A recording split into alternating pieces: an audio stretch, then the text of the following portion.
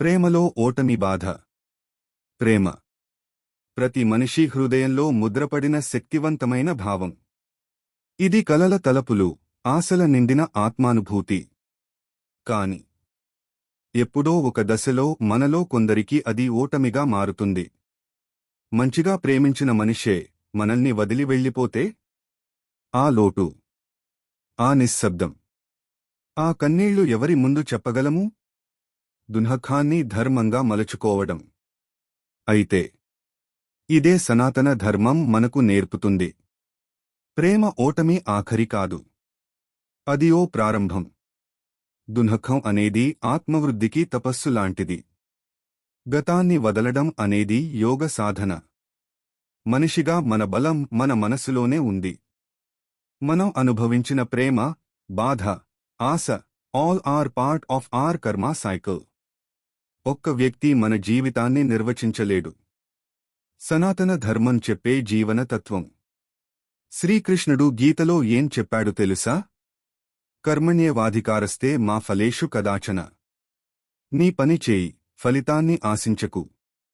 అదే సిద్ధాంతం ప్రేమలోనూ వర్తించాలి. ప్రేమ చేశావు, అద్భుతం. పురుషార్థంగా ప్రేమించావా? గొప్ప విషయం. కాని అది ఫలితాన్ని ఇస్తేనే విజయమా? కాదు. ధర్మబద్ధంగా చేసిన ప్రేమే నిజమైన ప్రేమ. మన శక్తి, మన దారులు. నిన్ను వదిలివెళ్లినవారు నీ ప్రయాణాన్ని ఆపలేరు. వాళ్ల వైఖరి నీ విలువను నిర్ణయించదు. నీవు నిన్ను గుర్తుపెట్టుకో. నీవు సృష్టిలో ఒక అద్భుతం. నిన్ను నీవు ప్రేమించు. అదే మొదటి ధర్మం.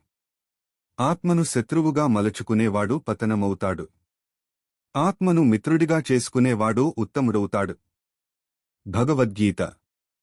ప్రేమ వెనక ఉన్న కర్మ రహస్యం. ప్రేమలో జరిగే ప్రతి సంఘటన అనేది కర్మపరంగా ఒక శుద్ధి. అది పాపం కాదు, శాపం కాదు. అది జీవితాన్ని అర్థముగా మారుస్తుంది. ఎవరైనా మన జీవితానికి వచ్చి వెళ్లడం వెనుక ఓ కారణం ఉంటుంది. వారు మన జీవిత పాఠంలో ఒక అధ్యాయం మాత్రమే. పుస్తకమంతా కాదు. నిజమైన విజయ మార్గం. తప్పిన వారిని వదిలేయి. నీ బలం, నీ ఆత్మవిశ్వాసం. నీ మార్గం ధర్మ మార్గం. నీ జీవితం పరమాత్మ దయతో నడవాలి. జీవితం ప్రేమను కోల్పోయినా ధర్మాన్ని కోల్పోకూడదు.